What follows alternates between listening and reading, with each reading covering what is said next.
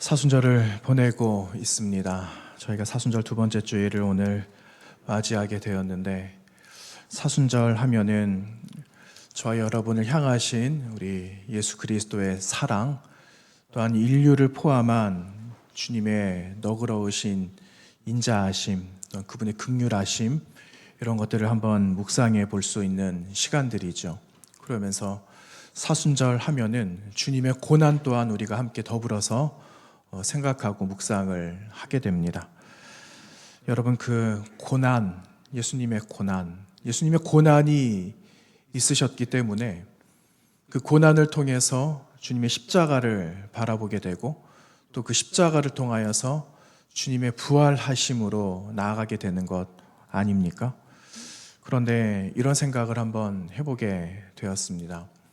사순절 하면은 우리가 지나간 주도 잠깐 언급을 드렸던 것 같은데 매우 숙연해진다라는 거죠. 사순절 하니까 주님의 고난만 자꾸만 생각을 한다라는 거예요. 고난은 당연히 배제할 수 없죠. 주님 그 고난 당하심을 빼뜨릴 수는 없는 겁니다. 그러나 고난에만 머물러 있는 신앙이기보다는 고난을 지나서 십자가에서 완성하신 그리스도 예수의 사랑, 우리를 향하신 구원의 놀라운 역사를 이루신 것을 우리는 기억하면서 그분 예수 그리스도를 통해서 주신 영원한 그 어마어마한 그 하나님의 약속이 저와 여러분에게 주셨다라는 것을 기억하며 이 사순절의 시간, 이 절기를 우리는 보내야 되겠습니다. 여러분이 사순절이자 앞으로 3, 4주 정도 남아 있는데, 이 사순절을 보내시면서 나를 향하신 하나님의 사랑, 나도 하나님 사랑합니다 하는 그 고백으로 승화시키는 복된 사순절의 시간들이 되시기를 한 번 더 부탁을 드리겠습니다. 오늘 우리가 나누었던 이 본문의 말씀 또한 영생에 관한 말씀을 다루고 있습니다. 여러분, 영생, 여러분 다 저나 마찬가지로 우리는 영원히 살고 싶어하는 그 마음의 그 욕심이라고 할까요? 이런 의지들이 있지 않아요? 죽지 않고 오래 살았으면 좋겠다 하는 그러한 마음이 다들 있지만, 우리가 부정할 수 없는 것은 때가 있다라는 걸 다 알고 있다라는 겁니다. 하나님께서 이제 때가 됐으니 이제 그만 와라 하시면 그때가 이르든지 늦든지 간에 다 하나님 앞에 서야 될 날들이 있다라는 거죠. 그런데 비단 지금 살아가고 있는 이때만의 영생의 문제가 아니라 아주 오래전에도, 수천 년 전에도 이러한 영원히 살고 싶어하는 사람들의 갈망함들이 있었다라는 겁니다. 여러분, 이런 일들이 있었잖아요. 여러분 잘 아시는 것처럼 이집트, 애굽, 그 사람들은 한 가지 절대적인 신앙을 가지고 있었거든요. 그 신앙은 무엇이냐 하면은 영원히 살고 싶다라는 거예요. 영원히 죽지 않고 살 수 있는 영원 불멸의 사상, 그 신앙을 그들은 간직하고 있었다라는 겁니다. 그래서 그들이 만들어낸 게 있잖아요. 무엇을 만드냐? 사람이 죽으면 이 시신을 이용하는 거예요. 우리 안에 있는 장기들은 다 제거를 하고 껍데기만 아름답게 현상을 유지해서 만드는 거죠. 약품 처리를 하기도 하고, 그렇게 해서 만들어낸 게 미라라는 것을 만들었다는 겁니다. 언젠가는 이 영혼이 떠돌아다니다가 때가 되면은 그 집으로 다시 찾아올 거다. 그래서 영원히 살게 될 거다라는 영혼 불멸 이 사상, 그들만의 신앙, 이것을 가지고 그들은 오래전부터 고대에도 이런 마음을 가지고 살아왔다라는 거죠. 여러분, 성경에도 잠시 그런 내용이 언급되고 있어요. 여러분, 향처리해서 미라로 만들었던, 여러분 누가 그렇게 됐습니까? 창세기 50장에 보면은요, 거기에 미라로 만들었습니다 이렇게 말은 하지 않아도 40여일간의 향처리를 했던 사람이 있어요. 누구냐 하면 이름이 이스라엘로 바뀌었죠. 누굽니까? 야곱이라는 사람이 있었습니다. 야곱이 그의 아들 요셉을 만나면서 고센 땅에서 살게 되잖아요. 그런데 그 영토는 애굽 영토거든요. 한 곳에서 기름진 땅을 지혜로운 요셉의 그 기지를 발휘해서 한 곳 고센에서 유대 백성들이, 이스라엘 백성들이 살지 않았어요. 그런데 그곳에서 마지막 인생을 마치게 되는 이스라엘이라는 야곱, 그 사람이 향처리 40일을 통해서 유대의 문화, 그 애굽의 문화에 따라서, 관습에 따라서 향처리가 되었다라는 것을 우리는 알고 있어요. 어쨌든 여러분, 그들의 관습대로 그 땅에 있어서 그렇게 하였지만은 사람들의 마음에는 영원히 살고자 하는 그 마음의 갈망함들이 오늘까지도, 그리고 오늘 지나 내일도, 다음 우리가 살아가고 있는 미래의 세대들도 이거 지울 수 없는 갈망으로 남을 것이다 라는 겁니다. 여러분, 오늘 본문에 이 문제를 가지고 나왔던 한 사람이 있어요. 여러분, 그 사람은 누구냐 하면은 유대인의 관원이다 라고 하는 니고데모라는 사람 아닙니까? 여러분, 오늘 우리가 요한복음 3장 16절과 17절의 말씀을 나누었잖아요. 요한복음 3장 16절 말씀은 우리가 성경 보지 않아도 그냥 일사천리로 외울 수 있는 말씀 아니에요. 그런데 이 말씀이 어디서부터 시작이 되었는가 하는 겁니다. 그냥 맹목적으로 이 말씀을 어릴 때부터 들었던, 교육받았던 말씀이니까 술술 나오는 게 아니라 어떤 연유에서 어떤 이유를 가지고 주님께서는 이 말씀을 니고데모에게 하셨는가 하는 오늘 그 말씀이 오늘 3장에 있는 전반적인 이 내용이거든요. 그래서 1절부터 여러분 오늘 펼치시면서 한 번씩 보면서 이 말씀을 나누기를 원하는데요. 여러분 1절 말씀에 보시면 여러분 어떻게 기록되고 있는가? 니고데모라고 하는 사람이 있다. 1절 말씀에 기록하고 있죠. 그런데 그 사람이 누구라고 앞에 기록되고 있습니까? 바리새인이었다. 이렇게 말하고 그 뒤에는요. 유대인이었다. 이렇게 말을 하고 있어요. 유대인의 지도자다. 여러분 산헤드린 공의회라고 여러분 들어보셨죠? 예수님 등장하시고 예수님께서 사역을 하시면서 고난을 당하시고 거기에 관련된 사람들이 거기에 관여하게 되거든요. 산헤드린 공의회에 있었던 수많은 사람들, 제사장들, 그리고 유대의 지도자, 서기관, 바리새인들, 사두개인들, 이런 사람들이 그 안에 속했던 사람들인데, 여러분이 산헤드린 공의회라는 이 조직은 이 남자 70명, 71명 이렇게 조직이 되어져서 산헤드린 공의회를 이렇게 조직을 했다라는 겁니다. 그때 당시에 최고의 권력기관이었다라고 보시면 됩니다. 그런데 그 최고의 권력기관을 이제 로마 정부로부터 위임을 받아서 그 명을 받들어 감당하게 되는데, 여기에 가장 큰 역할은 재판하는 역할이었다라는 거죠. 나아가서 입법권이나 사법권이나 이 행정권, 이 모든 것을 산헤드린 공의회가 가지고 있었다라는 건데, 이 최고 권력 기구 안에 있었던 한 사람이 누구였느냐?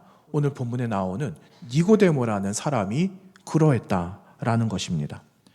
여러분, 그러니까 이 니고데모라는 사람이 얼마나 사회적인 위치, 공적인 위치가 얼마나 대단했는가라는 것을 우리는 간접적으로나마 이해해 볼 수가 있는 거죠.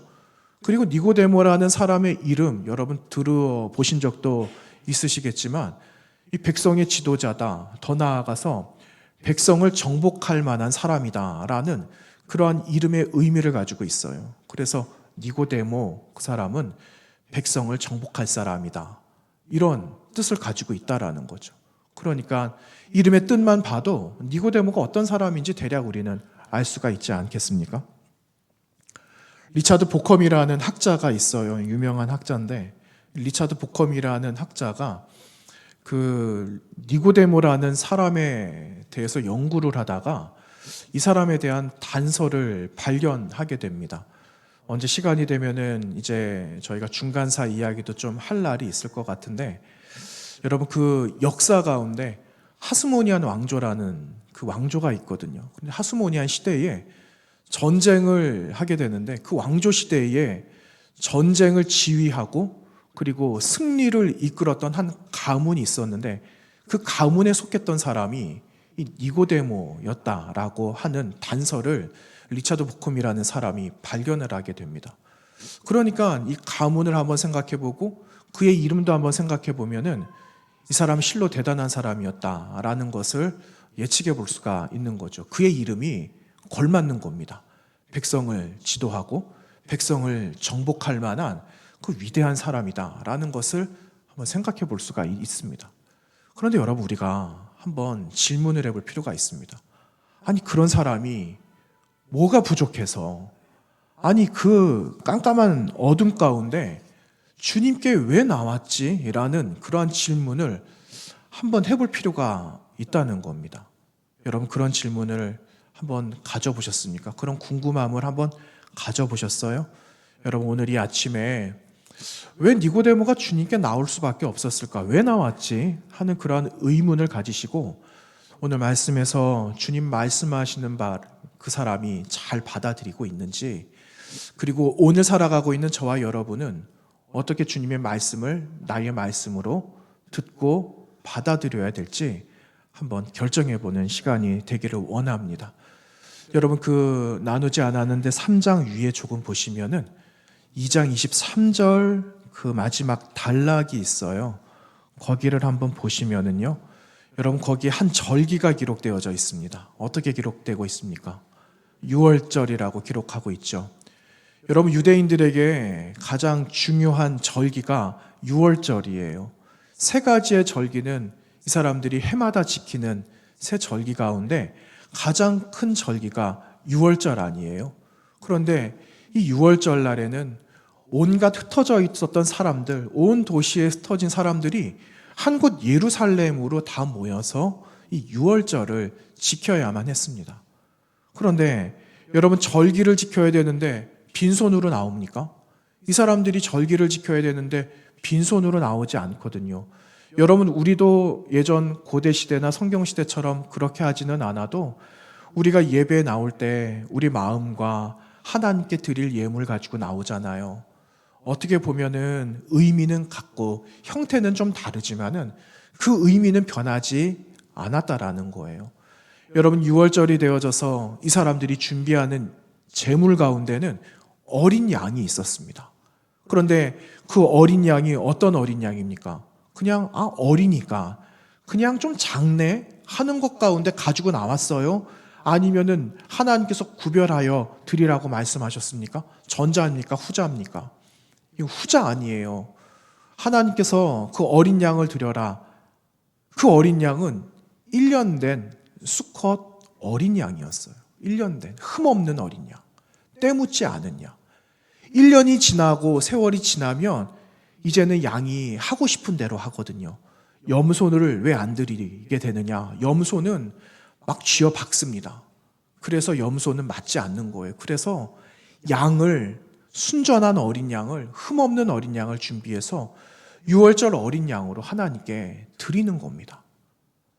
여러분, 예수님께서 이 땅에 오셨어요. 공생에 시작하시려고 준비 다 되셨을 때에 세례 요한이 멀리서 주님이 가까이 오시는 것을 보게 되거든요. 그러면서 세례 요한이 예수님을 향하여서 했던 말이 있습니다. 뭐라고 말씀을 했는가? 보라, 세상 죄를 지고 가는 하나님의 어린 양이다. 하나님의 어린 양이다 라는 그 고백을 하지 않습니까? 세례 요한은 예수 그리스도 메시아를 하나님의 어린 양으로 고백했다라는 겁니다. 선포했다라는 거죠. 그러면 그 자리에 있는 사람들도 그분은 하나님의 어린 양이야 라고 고백을 하고 그분을 믿어야만 했다라는 겁니다. 그런데 여러분, 오늘 말씀에 보시면 23절, 2장 23절에 보시면 제가 읽어보겠습니다. 6월절에 예수께서 예루살렘에 계시니 많은 사람이 그의 행하시는 무엇을 보았다고 기록합니까? 표적을 보고 믿었다라고 기록을 하고 있어요. 예수님이 하나님의 어린 양 되심을 믿었다라는 그 말이 없고 표적을 보고 믿었다라고 이야기하고 있어요. 여러분, 그나마 다행이죠. 예수님 믿었으니까 그나마 다행이라고 생각이 들어요. 그런데 24절 말씀 보시겠습니까? 예수는 그의 몸을 그에게 의탁하지 아니하셨으니 이는 친히 모든 사람을 아십니다. 이렇게 기록하고 있습니다. 여러분, 예수는 그의 몸을 그들에게 의탁하지 아니하셨다. 어떤 의미인 것 같아요? 의탁하지 않았다? 그들에게 나의 마음을, 몸을 맡기지 아니하셨다? 이런 의미일까요? 그들에게 모든 것을 위임해서 맡겼다? 그런 의미일까요? 여러분, 의탁이라는 이 말은요, 여러분, 피스티스라는 말 들어보셨어요? 헬라어 피스티스라는 이 말은 믿음이라는 말이거든요. 그런데 원문에서 사용된 24절의 의탁이라는 이 말은요, 헬라어 원어로 피스티오라는 단어를 쓰고 있어요. 피스티오, 피스티스라는 이 말은 같은 단어, 믿음이라는 이 말인데, 이 말씀에 의거해서 다시 한번 보게 되면 예수님께서는 사람들에게 자신의 몸을 의탁하지 않을 만큼, 다시 말하면 그들의 믿음을 믿지 않으셨다라는 그 의미다라는 겁니다. 왜냐? 그 다음에 뭐라고 적혀 있습니까? 사람을 아셨다. 그 사람을 아셨다. 이 말은 그들의 목적이 무엇인지를 아셨다라는 거예요. 그들이 가지고 있는 마음에 품고 있는 생각을 아셨다라는 말이에요. 그래서 주님께서는 그들을 신뢰하지 않았습니다. 라는 그 말의 의미가 24절에 있는 말씀이에요. 그리고 나서 여러분, 이어지는 3장에서 누가 찾아왔는가? 여러분, 니고데모가 찾아왔죠. 와서 주님께 니고데모가 말하기를, 랍비여, 우리가 당신은 하나님께로부터 오신 선생인 줄 아나이다. 하나님이 함께 하시지 아니하시면 당신이 행하시는 이 표적을 아무도 할 수 없습니다. 이렇게 2절 말씀에 기록하고 있는 것을 보게 돼요. 여러분, 니고데모의 말에 흠잡을 게 있습니까? 니고데모의 말에서 흠잡을 게 없어요. 당연하죠. 예수님도 하나님의 위임을 받아가지고 땅에 내려오셨거든요. 아버지 하나님이 함께 하셔야만 그 능력을 행하실 수 있는 것 아니겠어요? 전혀 문제가 없습니다. 그런데 여러분, 이게 우리가 유대 사회의 문화를 몰라서 아무런 문제 없다라고 말하는 거예요. 여러분, 이 사람들의 문화적인, 사회적인 배경을 알면 이거 그렇지 않다라고 말을 해야 된다라는 거예요. 여러분, 어떤 상황이냐? 조금 쉽게 말씀을 드리면 인사말이에요.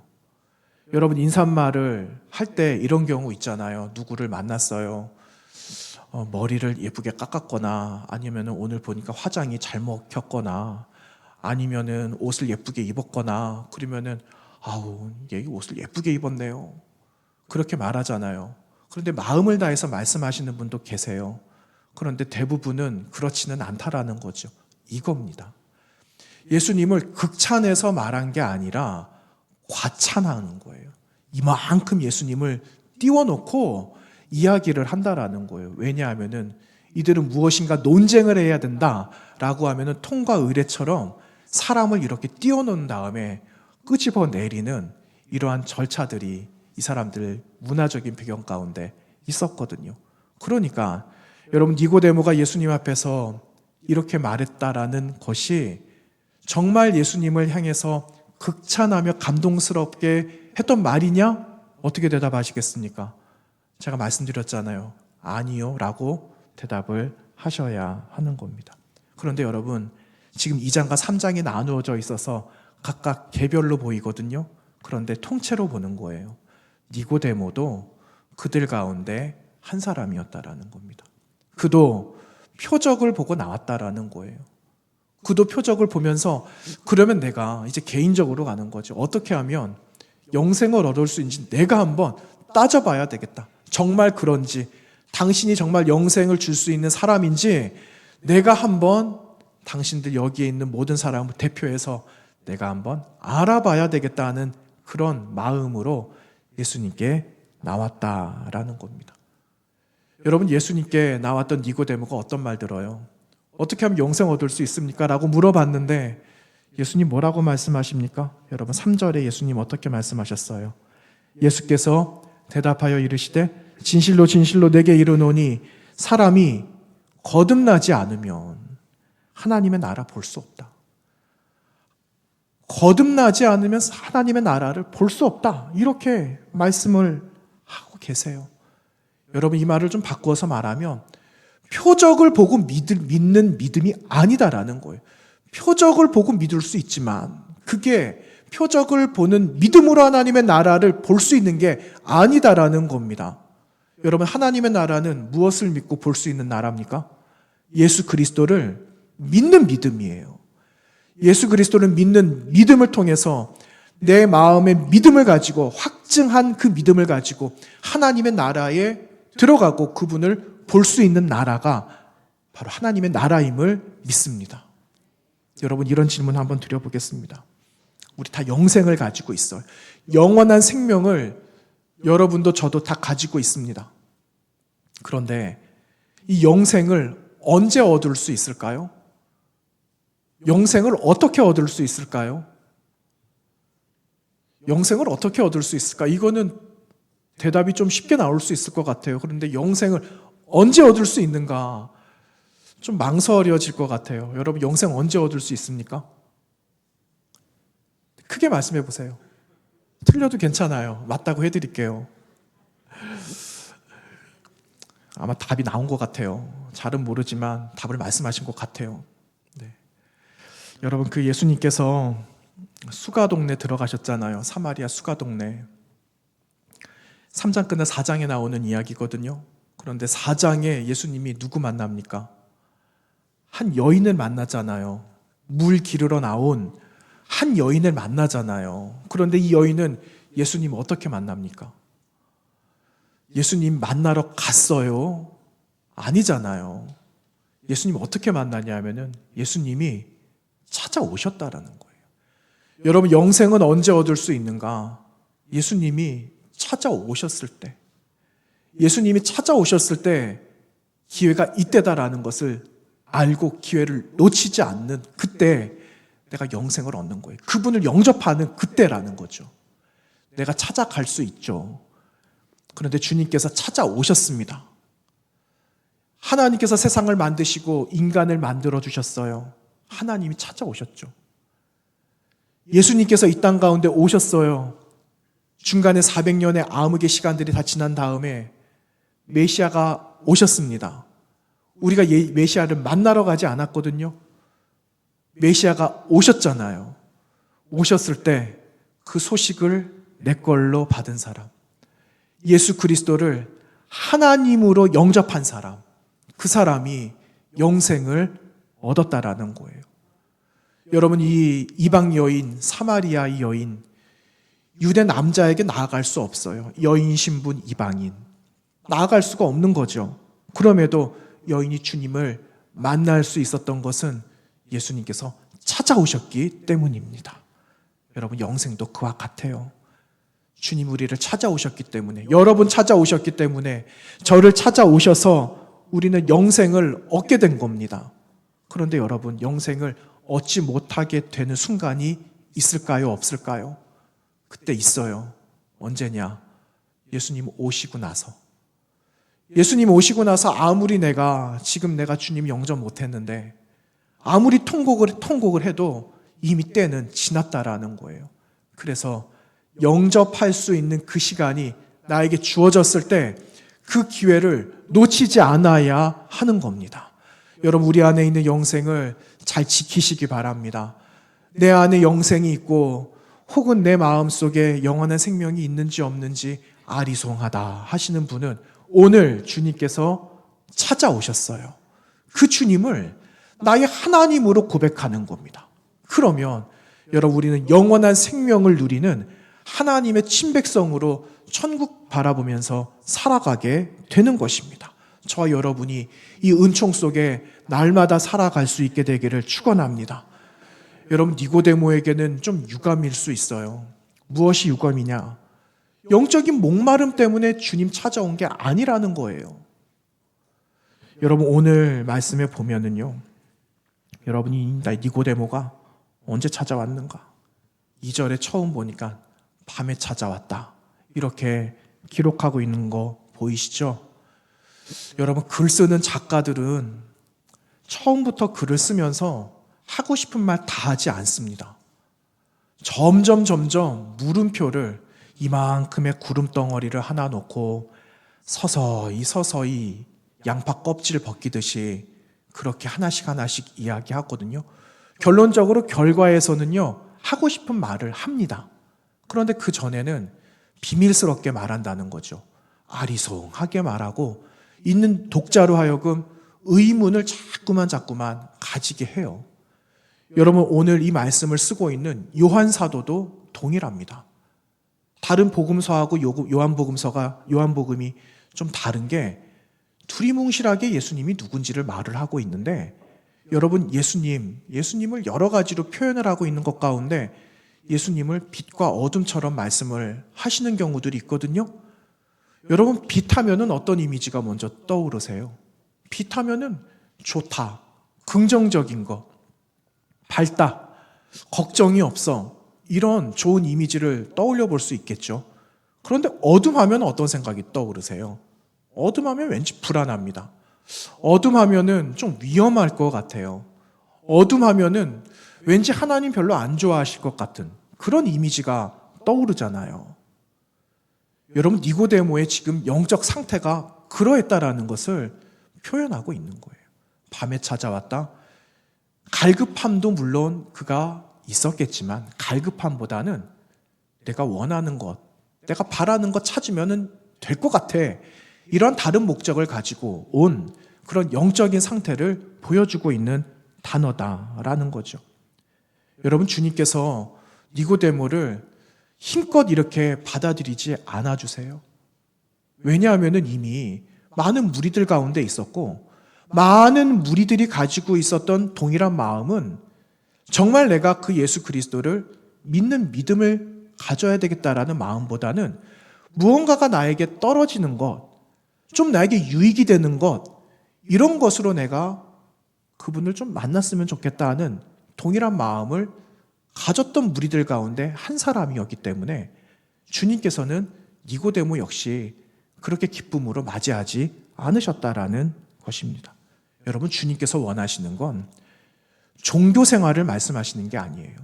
종교 생활, 단순히 글자로 보여지는 쓸 수 있는 신앙생활을 통해서 내가 얻을 수 있는 유익 가운데 거하는 삶을 살아가는 것을 원치 않으시고 그것을 뛰어넘는 거죠. 하나님을 바라보는 삶을 살아가라고 하시는 거예요. 그분을 바라보려면, 하나님을 바라보는 삶을 살아가려면 예수 그리스도가 누군지를 고백할 수 있는 확실한 믿음이 있어야만 하나님을 보면서 살아갈 수 있는 겁니다. 이것을 통해서 영원한 생명을 얻게 된다라는 거죠.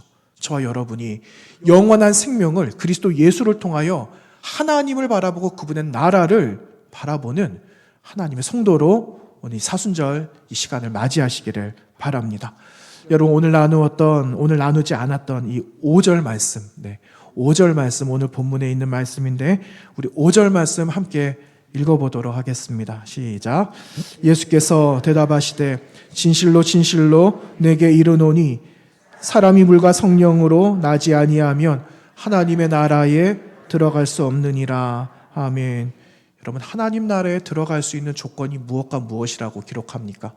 물과 성령이다 라고 말하고 있어요. 물과 성령이다. 여러분, 쉽게 말하면 물과 성령은 곧 예수 그리스도, 그분 자체를 말씀하시는 거죠. 본질 되시는 예수 그리스도를 말씀하고 있는 거예요. 여러분, 종교개혁자 마틴 루터라는 사람 여러분 들어보셨잖아요. 마틴 루터가 물과 성령으로 거듭나지 않으면 하나님 나라 들어갈 수 없다라는 이 말을 어떻게 해석을 하고 있느냐 하면은 물과 성령을 통해서만이 우리가 하나님의 나라에 들어갈 수 있는, 물과 성령은 곧 우리를 깨끗하게 하는, 정화하는 과정이다, 이렇게 말을 하고 있어요. 예수 그리스도를 영접하면 여러분, 우리 몸과 마음에 우리 영혼이 깨끗하게 씻음받게 됩니다 하는 그 말이에요. 여러분, 재물을 가지고 하나님 앞에 가지고 나와요. 재물을 들고 하나님 앞에 나오는데 재물을 잡아요. 그래서 하나님께 올려드리잖아요. 그런데 흠 많고 이런 것들 드릴 때도 하나님 앞에 정결한 걸 드리잖아요. 그런데 이 속죄를 위하여 이 재물을 씻게 될 때에 여러분, 물이 가지는 이 의미가 있지 않습니까? 물이 가지는 상징이 있잖아요. 깨끗하게 한다라는 그런 의미가 있지 않습니까? 물과 성령으로 거듭난다라는 것도 동일한 거예요. 물과 성령으로 깨끗하게 거듭날 때 비로소 하나님이 만들어주시는 창조의 원형으로 돌아가게 되는 거다라는 그러한 의미가 여기에 있는데, 여러분, 하나님께서 처음 만들어주신, 태초에 만들어주신 세상 에덴 생각해 보세요. 여러분, 에덴에서는 영원함이 존재를 했어요. 영원함. 하나님과 함께 하시니까.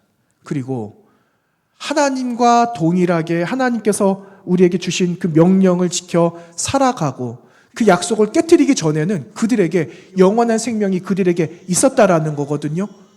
그래서 물과 성령으로 거듭나 예수 그리스도를 알아가는 사람이 되고 그분을 믿는 그 믿음을 통하여서 우리는 하나님의 나라, 천국의 백성이 되어지고 하나님의 나라에서 영원히 살아가 영생을 가지게 된다라는 것을 의미하고 있는 겁니다. 여러분, 여기서 한 가지 전제되어져야 될 것이 있어요. 하나 기억해야 될 것. 그것이 무엇이냐면은 예수 그리스도를 믿는 믿음의 확신이 필요하고 영원히 살아가기 위하여, 영생 얻기 위하여, 그리고 또 하나 믿음을 통해서 우리가 습득된 습관 그리고 좋은 삶의 양식들이 있다라는 거죠. 이것들을 단단히 가지고 삶으로 살아갈 때에 삶에서도 동일하게 믿음과 삶이 일치되어져야 한다라는 거예요. 이것이 일치가 되어져야 될 때 하나님 나라의 영원한 생명을 가진 사람으로 살아갈 수가 있게 된다라는 사실입니다. 여러분, 니고데모에게 주님께서 말씀하시면서 요청하신 것이 있어요. 그 요청이란 무엇이냐 하면은 네가 율법을 이만큼 알고 있다면, 네가 알고 있는 지식만큼, 아니면 세상의 통념적인 것, 가치를 이만큼 알고 있다면 알고 있는 세상의 지식만큼 너의 믿음도 이만큼 동일하기를 원한다라는 것을 주님은 니고데모에게 말씀하고 싶으신 겁니다. 여러분, 과거의 삶은 어떠했으며 또한 지금의 현재에 이르러서는 어떠해야 되며 나아가서 더 나은 미래를 향하여서 내가 살아갈 때 어떠한 믿음의 열정을 가지고 살아가야 될 것인가 하는 것에 날마다 동일한 대답을 할 수 있다면, 여러분, 우리는 하나님의 영생, 주께서 주신 영생을 가지고 살아가는 믿음의 성도들이 될 수 있다라는 것입니다. 여러분, 이것을 기억하시면서 주님 오시는 그날까지 믿음을 간직해야 되는 그 시간까지 여러분, 우리에게 주어져 있는 신앙의 과제를 잘 감당해 나갈 수 있는 저와 여러분 되시기를 간절히 원합니다. 여러분, 창세기 12장에 아브라함이라는 사람이 등장하잖아요. 그런데 그 아브라함이라는 사람이 하나님으로부터 어느 날 이런 음성을 듣게 됩니다. 하나님께서 아브라함에게 내가 너에게 보여줄 땅으로 가라, 이런 말씀을 하신 적이 있으셨습니다. 그런데 여러분, 아브라함이 하나님으로부터 받았던 말씀, 내가 너에게 보여줄 땅으로 가라 하신 그 땅은 아브라함이 아는 땅이었습니까? 그가 가본 땅이었어요? 아니었거든요. 단 한 번도 가보지 않은 땅, 들어보지도 못했던 그런 땅이었다라는 겁니다. 아직 드러나지 않은 미래의 일, 하지만 그것이 약속이었다라는 거죠. 그래서 그가 결정하지 않습니까? 한 번도 경험이 없지만 그가 결정한 것, 창세기 12장 4절에서 이에 아브라함이 여호와의 말씀을 따라갔다, 이렇게 말씀하고 있습니다. 여러분, 아브라함이 무엇을 확신했을까요? 무엇을 그가 확신하고 하나님 말씀하신 대로 순종했을까요? 그것은 하나입니다. 하나. 믿음이에요. 하나님이 나와 함께 하신다, 하나님이 나와 동행하신다 라는 그 믿음, 그것을 신뢰했다라는 거죠. 그래서 그가 떠날 수 있었던 겁니다. 그래서 그는 자신의 모든 것을 다 포기해요. 그동안 자라왔던 삶의 배경들 있잖아요. 고향 땅에서 살아왔던 삶의 모든 배경을 지웁니다. 그리고 함께 살았던 그 시족 공동체, 친족, 가족, 친지들, 이 모든 사람들을 지웁니다. 심지어 누구까지 지우냐? 아버지 집을 떠납니다. 아버지 집을 떠나서 이제는 더 이상 포기할 수 없는 지경에 이르게 되었을 때, 그때 그는 하나님을 의지하는 거죠. 하나님, 저 이제 더 이상 포기할 게 없는 것 같아요. 그런데 하나님께서 나에게 말씀해 주셨죠. 나를 통해서 민족 이루게 하시겠다라고. 그런데 하나님, 그것보다 나에게 필요한 것 있습니다. 그것은 하나님께서 저 떠나지 않으시겠다라고 말씀하시면 저 그것만으로도 족합니다 하는 그런 믿음, 하나님을 향한 신뢰를 그가 가지고 있음으로 인해서 결국은 하나님의 말씀대로, 약속대로 그를 통하여 민족이 거룩하게 세워지는 것을 보게 되지 않습니까? 그래서 여러분, 우리가 한번 생각해 볼 것이 있습니다. 하나님 나와 함께하고 계시는가? 여러분, 하나님이 나와 함께하고 계신다라는 그 사실을 여러분 믿으십니까? 여러분, 그 믿음대로 살아가는 거예요. 세상에 복을 이야기할 때 복을 많이 받아야죠. 복 많이 받으세요. 사람들이 신년이 되면 그런 이야기 많이 하잖아요. 그런데 우리는 참 이상하게 복 많이 받으세요 하면은 이퀄 물질 이렇게 생각을 한다는 거예요. 다 동일해요. 복, 건강 이렇게 생각한다는 거예요. 여러분, 이제 생각을 좀 바꿔볼까요? 복은요, 물질이 아니에요. 복은 건강이 아니에요. 부차적인 거라는 거예요. 이 복은 어떻게 오느냐? 하나님과 함께 하면 되는 겁니다. 하나님과 함께 하면은 나머지는 주시는 거예요. 하나님과 함께 하고 있으니까 이 아브라함이 민족 이루잖아요. 여러분, 역으로 생각해 봅시다. 하나님하고 함께 하지 않았어요. 저 그냥 여기 있으랍니다. 그냥 여기 지금까지 잘 살았는데 뭘 굳이 이렇게 죽을 날 얼마 남지 않았고 뭘 그렇게 저에게 찾아오셔서 말씀하십니까? 그냥 있으랍니다. 아브라함이 그랬다면 민족을 이루었겠습니까? 그가 거부가 되었겠어요? 그가 땅을 나눌 만큼 그런 재력가가 될 수가 있었겠어요? 아니거든요. 아무것도 없이 떠났잖아요. 땅을 본 적도 없잖아요. 누구를 만나게 될지도 몰랐잖아요. 그런데 하나님의 말씀을 따라 갔다라고 12장 4절 말씀에 기록하고 있잖아요. 그리고 나서 그가 얻은 거, 하나님께서 복을 주셨다라는 것을 확인해 볼 수가 있습니다. 여러분, 이 순서가 바뀌면 이제 큰일 나는 거예요. 순서가 바뀌면, 지나간 주 불순종 이야기 잠깐 우리가 나누었는데, 순서가 바뀌게 되면 불순종하게 되는 거예요. 불순종. 하지만 순종하게 돼. 우리가 순서를 잘 간직하게 되면 하나님 순종하게 되고 하나님 말씀에 순종하게 되고 믿음의 사람으로 살 수 있게 되는 것 아니겠습니까? 여러분, 오늘 결론입니다. 니고데모, 그가 가지고 나왔던 모든 질문의 열쇠 해답은요, 믿음에 관련된 문제였다라는 거예요. 주님께서 믿음에 관한 이야기를 하고 있는 거예요. 무엇을 얻는 것이 중요한 게 아니다. 부자가 되는 게 중요한 게 아니다. 그거보다 더 중요한 게 있다. 나하고 있는 거다. 나를 통해서 영생을 누리는 거다. 예수 그리스도를 믿는 거다라는 것을 주님은 말씀하고 있는 겁니다. 그래서 오늘 3장 17절, 요한복음 3장 17절 말씀에 하나님이 나를 보내신 이유에 대해서 주님 말씀하시기를 뭐라고 말씀하시는가? 그로 말미암아 예수 그리스도를 믿는 것으로 말미암아 세상이 구원받게 하시기 위해서 나를 보내주셨다. 그러니 믿어라 하는 하나님의 예수 그리스도의 말씀이라는 겁니다. 그 앞에, 예수님 앞에 있는 니고데모에게 그러니 나를 믿어라. 그러면 영원히 살게 될 것이다 라는 그 복의 말씀을 주님께서 니고데모에게, 또한 저와 여러분에게도 동일하게 말씀하고 계신다라는 사실입니다. 여러분, 이제 마음으로 한번 대답해 보기를 원합니다. 여러분, 신앙생활 하시는 이유가 무엇입니까? 내가 신앙생활 하면서 지향하는 바가 무엇입니까? 예수 잘 믿어서 부자가 되고 건강하고 나중에 천국 가려고, 연세 많으신 어르신들 그렇게도 말씀하시는 것도 봤어요. 그런데 단순히 천국 가는 것이 능사가 아니에요. 어떻게 하나님의 나라를 잘 갈까, 이게 중요한 거예요. 가긴 갑니다. 가는데 뭘 또 간다라고 이야기를 해요. 기정사실인데 어떻게 하면은 잘 갈 수 있을까가 중요한 거죠. 그래서 예수 그리스도를 믿는 거죠. 여러분, 예수 그리스도를 어떤 분으로 믿고 계세요? 아무 공로 없는 나를, 자격 없는 나를 구원해 주신 구원자 예수 그리스도로 믿으십니까? 아니면 나의 행위를 판단하시고 심판하시는 하나님으로 믿으십니까? 여러분, 이미 전자에서 아멘 하셨잖아요. 그 아멘의 고백이 여러분 내일까지, 우리 삶이 내일까지라면 내일까지 여러분 그 동일한 고백 이어가시는 이 아침이 되시기를 간절히 부탁을 드립니다.